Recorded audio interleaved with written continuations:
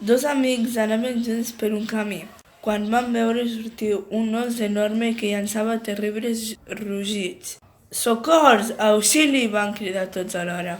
El més prim dels dos no va trigar a trobar refugi entre les branques d'un arbre, però el seu amic, massa gras, no va poder fer el mateix. «Dona'm la mà i puja'm», va suplicar. «Corre, afanya't». «No puc», va replicar el més prim mentre pujava cada cop més amunt.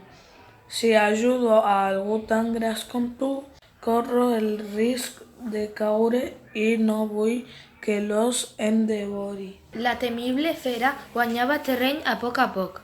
De la seva boca en sortien rugits temibles i cada vegada s'anava apropant més a l'homenet gras, però de sobte es va deixar caure a terra. «He sentit a dir que un os mai ataca un cadàver», es va dir per a ell el viatger. «Em faré el mort». Immòbil es va fer el mort, mentre l'os l'anava ensumant.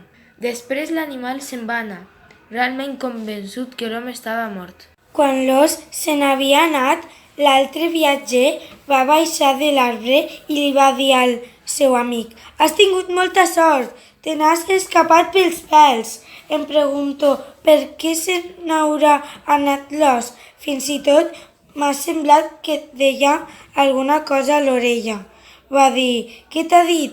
«L'os m'ha recomanat que no torni a viatjar d'ara endavant amb algú que només pensa en si mateix i que no t'ofereix ajuda quan la teva vida està en perill. És en el moment difícil quan es reconeix al veritable amic».